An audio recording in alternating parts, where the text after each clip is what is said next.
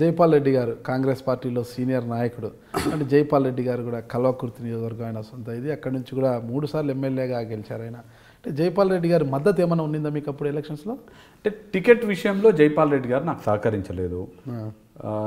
నాకు సహకరించమని చెప్పినాను, కాదు అని చెప్పినారు జైపాల్ రెడ్డి గారు. ఎందుకు అంటే మా తాతగారికి జైపాల్ రెడ్డి గారికి సరిపడేది కాదు.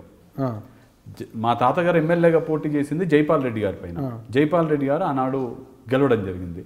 మా తాతగారు అంటే మా అమ్మమ్మ, మా మదర్ వాళ్ళ ఫాదర్ వారిద్దరిది ఒకటే మండలము. సో అక్కడ వాళ్ళకు లోకల్ వైరం ఉంది. తర్వాత మా మేనమామ కూడా రాజకీయాలలో ఉంటారు. జైపాల్ రెడ్డి గారి బ్రదర్ ఒకతను రాజకీయాలలో ఉంటారు.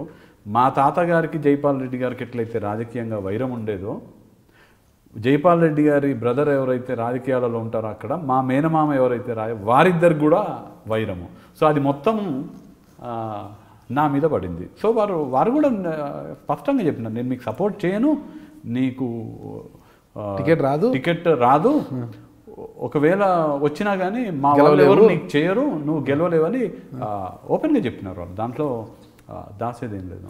మద్దతు ఇవ్వను, టికెట్ రాదు, వచ్చినా గెలవలేవు,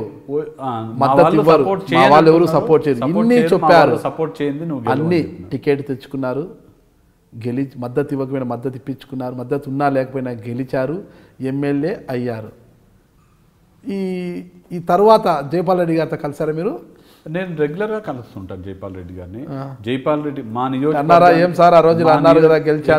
ఎప్పుడు కూడా నేను అనలేదు. అంటే పెద్దవాళ్ళని గౌరవించే సంస్కారం సంప్రదాయం మనకు ఉండాలి. జైపాల్ రెడ్డి గారితో ఎప్పుడు కూడా నేను మంచిగా ఉండేవాడిని. వారిని కూడా అప్రిషియేట్ చేయాలి. నేను నీకు చేస్తా అని చెప్పి నాకు వ్యతిరేకంగా కుట్ర చేస్తే అది తప్పవుద్ది. వారు నిర్మోహమాటంగా నేను నీకు చేయనని చెప్పినారు, నిర్మోహమాటంగా నేను నీకు మద్దతు ఇవ్వనని చెప్పినారు. చెప్పిన తర్వాత ఆయన్ని తప్పు పట్టాల్సిన అవసరం ఏముంది? నేను టికెట్ కోసం ప్రయత్నం చేసిన, వారెవరి కోసమో వారి బ్రదర్ కోసం టికెట్ కోసం ప్రయత్నం చేసినారు, వారికి రాలేదు, నాకు వచ్చింది. వచ్చిన తర్వాత కూడా నేను వెళ్ళినాను, నాకు మద్దతు ఇవ్వాలని చెప్పినారు, నేను మద్దతు ఇస్తా అని చెప్పినారు. తర్వాత రాహుల్ గాంధీ గారికి కూడా నేను చెప్పడం జరిగింది, మీరు ఒక మహబూబ్నగర్లో మీటింగ్లో జైపాల్ రెడ్డి గారికి మీరు ఒక మాట చెప్పండి నాకు సపోర్ట్ చేయమని. రాహుల్ గాంధీ గారు జైపాల్ రెడ్డి గారు చెప్పినారు, వంశీ ఈజ్ అవర్ బాయ్ కదా, try to help him out అని ఈ మాట జైపాల్ రెడ్డి గారికి చెప్పినారు. చెప్తే జైపాల్ రెడ్డి గారు ఓకే అని కూడా చెప్పినారు. సో వారి బ్రదర్ ఎవరి కోసం అయితే వారు టికెట్ అడిగినారో వారు చేయలేదు. వారు కసిరెడ్డి నారాయణ రెడ్డి గారు అనే ఇండిపెండెంట్ అతనికి మద్దతు చేసినారు.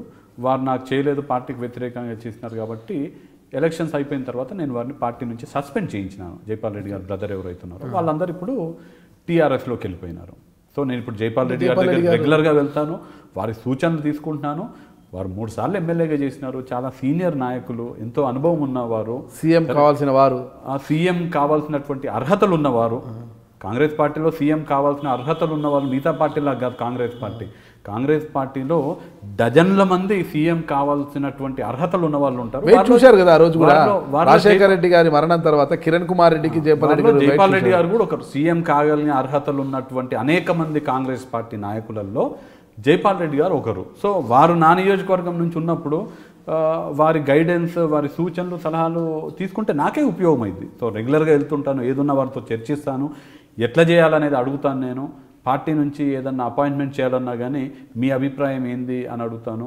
వారు కూడా పెద్ద మనసుతో నా అభిప్రాయం ఏం లేదు, మీరు ఎలా చేయాలనుకుంటే అలా చేయాలని అంటారు. తర్వాత మేము ఇలా అనుకుంటున్నాము, ఏదైనా చేంజ్ చేయాలంటే చెప్పండి అని నేను అడుగుతాను. వారితో నేను మంచిగా ఉంటాను. మేమందరం ఒక పార్టీలో. తమ్ముడు సస్పెండ్ చేయించారు కదా, ఆయన ఏమి ఫీల్ కాలేదా? ఎవరు? జైపాల్ రెడ్డి గారు. నాకు తెలిసి జైపాల్ రెడ్డి గారు ప్రాక్టికల్గా ఉండే వ్యక్తి.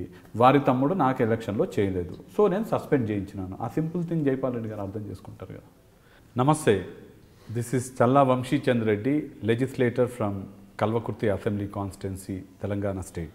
Please do watch my live interview with Mr. Nagaraju only on iDream News. Thank you.